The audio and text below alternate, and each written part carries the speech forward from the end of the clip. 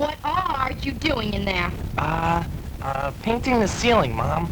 You're such a thoughtful, hard-working boy. Real hard, Ma. Well, finish painting later and come out here. Too late. What is it, Ma?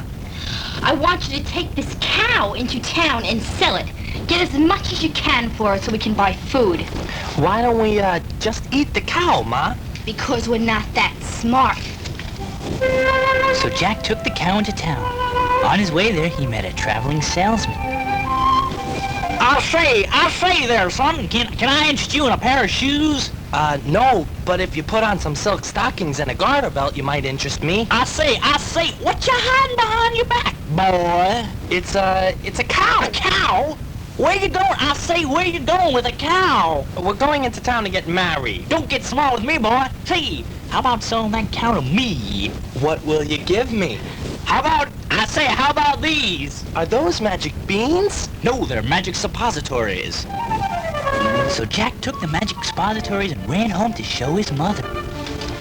You sold the cow for 6 suppositories? But, Mom, they're magic. Magic my eye. Hey, Marge, say, do you have any suppositories I can borrow? Sure, Lily. Here, take these. Thanks, I'll bring them back later. Keep them. 10 minutes later, there was a scream from next door. Lily had used the suppositories, and a huge beanstalk began to grow for them. Jack, seeing this beanstalk grow towards the sky, went to investigate. My, what a huge beanstalk. What should I do? I know. I shall climb it. Phew. I should have taken the elevator. What's that in the distance? Oh, it's a barber shop. I'll go investigate. Hello. Who are you? I'm Floyd the barber from Mount Pilot. You could use a haircut. May I come in? Ooh, I don't know. The giant hates kids with long hair. The giant? Say, is he the giant in the barber shop that has the goose that lays the golden eggs? It lays anything it can. I must get that goose. Ooh, yeah. Ooh, if you get near the giant, ooh, you'll get the goose all right. Ooh. It's the goose. 3, 5, 4 feet. I smell the smell of a long-haired creep. Give me that goose. Floyd, what should I do? Ooh. Get a haircut. Besides that. Run. Come back here, you long-haired hippie freak. The giant chased Jack all the way down the beanstalk. When Jack got to the bottom, he chopped the beanstalk down. The giant came tumbling down and crushed Jack to death. That's about all the time we have for this week, boys and girls. Bye-bye.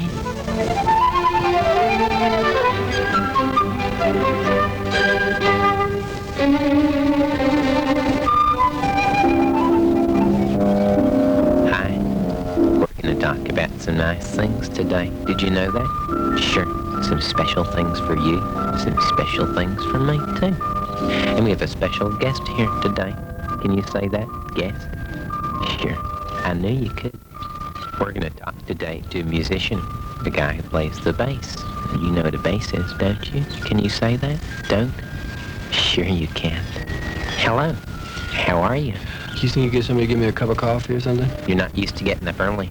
I'm not here yet. What time do you usually get up? I usually get up when the sun is warm, like 1:30, 2 o'clock in the afternoon. I like to get up around 6:30. That's insane. You're stupid. Huh? You should sleep late, man. It's just much easier on your constitution. We're going to talk about your bass and how big it is and things like that. It looks like a violin, but it's bigger, isn't it? It's a hell of a lot bigger. Can you say... Violin's a little wimpy thing. Can you say wimpy? Wimpy? That's right. Wimpy thing. I like the way you say that. Did you know that? I do now. The hell, you're easily amused, aren't you?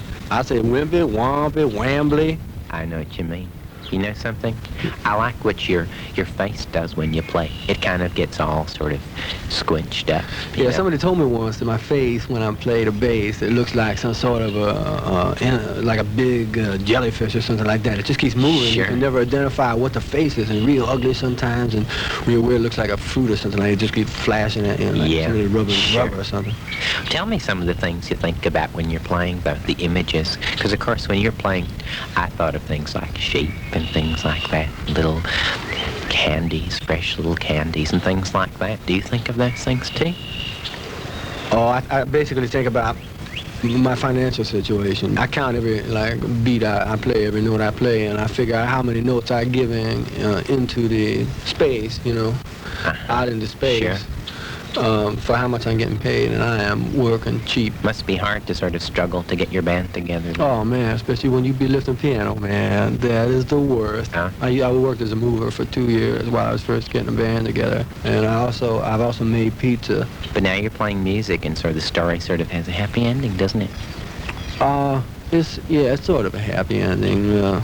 We just got the shaft from a record company that had promised to pay us a certain amount of royalties, and then they that's said too bad. that all sorts of stuff went into pre-production and charged us That's for too bad. typewriters. They be charging us for stamps, they say, and stuff. How much Sure. is a stamp, Sure. I'll buy the goddamn stamp, Sure, know. I know what you mean. Well, I'm sure a lot of people out there would like to know how a big, strong guy like you plays the bass so well, gets to be so strong, what it eats to be like that. Can you tell us that? Well, I eat a lot of garbage food, but I mainly subsist on stuff like sandwiches and tins of tuna, chicken, something like that from a chain store, soda. Do you ever have Egg McMuffin? Sometimes Dad or cheese Praties. Can you say Egg McMuffin?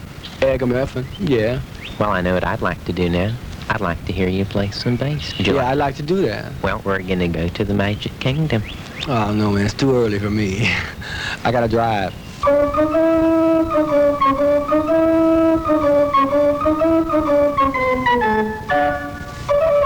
On June 21st, 1981, Schnickety Snoo, well-known stuntman, tried the impossible. He jumped from atop a 50-story building with no wires, no rope, no nothing to break his fall. He splattered all over the street below. Gruesome. Schnickety Snoo is gone now, but we still remember him. Yes, we here at What an Adventure give you a chance to feel the sheer fright that Mr. Snoo felt back in 1981. Just climb up our 13-story scaffolding and we'll push you off. 13 floors to your death. And remember, there's nothing to break your fall. What fun! Free fall this summer at What an Adventure.